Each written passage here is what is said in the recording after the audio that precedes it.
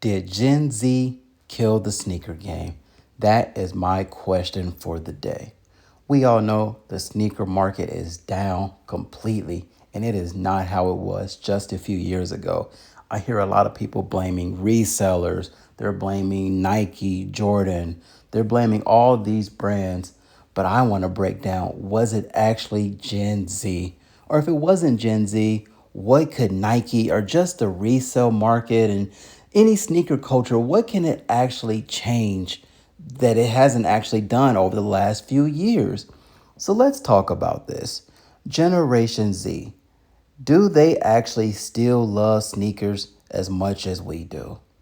I don't know. I'm from the generation you didn't have just one pair, two pair, three pair. You might have had 50, 100, 150, 200. But then we learned over the years, can you actually wear that many shoes? And I think that's where really the resale culture actually came from. So I don't think Gen Z, there might be, they don't have the money as well. I read they're staying at home with their parents a little bit longer. So maybe that's an issue. People don't have the money. So we know the economics and things are bad down this country right now in the US. People are losing jobs left and right. You can't afford rent. Rent, is 2,000 plus for your rent or your mortgage. So things are very high on that end, insurance or whatever.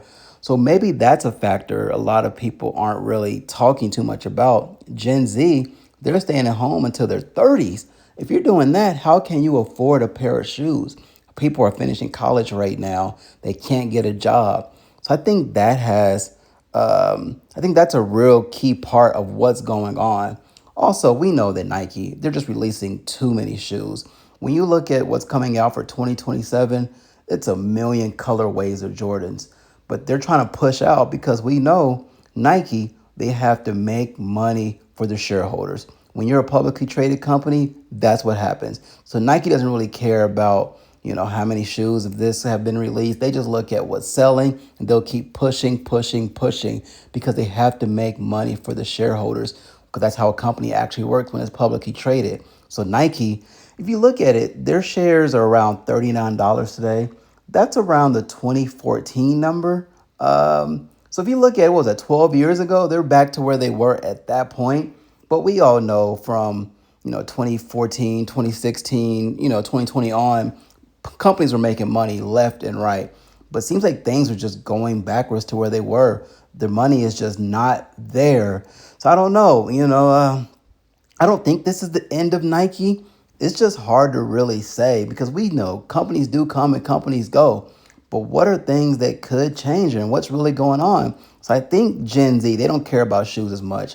That's the number one thing I've noticed because, who really needs 200 pairs of shoes unless you're a reseller? You cannot wear that many. We all know when you have that many pairs of shoes, you still only wear the same, 3 to 5 shoes. And if you're a working person, which I think Jordans, they cater more to not just the more like the grandpas at this point. They can't wear those shoes, especially if you're working a regular job. You're wearing your nice dress shoes every day. You might wear your sneakers on the weekend. So who needs 200 pairs of shoes? So I think Gen Z doesn't care about shoes as much as the previous generation, the millennials. But then we have Nike pushing out too much product. That's another thing. Then I would say the economics of the economy, what's going on, and also just the allure of Jordan. It just doesn't.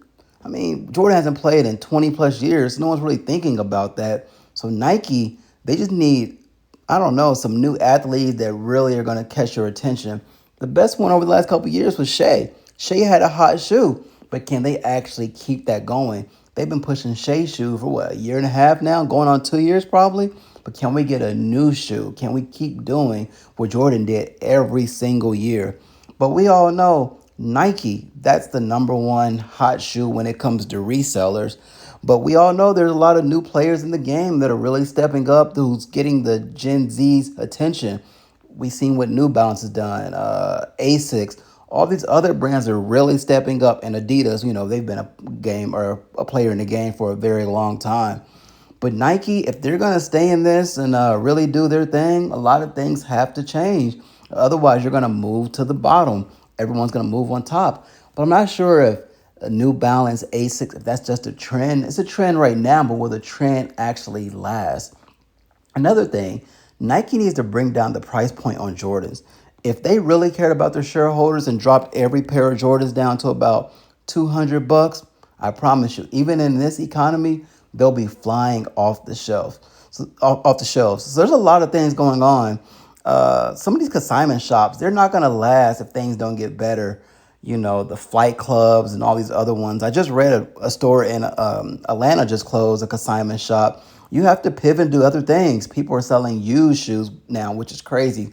Looking on StockX, seeing used shoes. I thought that would never happen. I'm not going to buy it. People are buying used clothes. You have to just diversify your store at this point until things get better.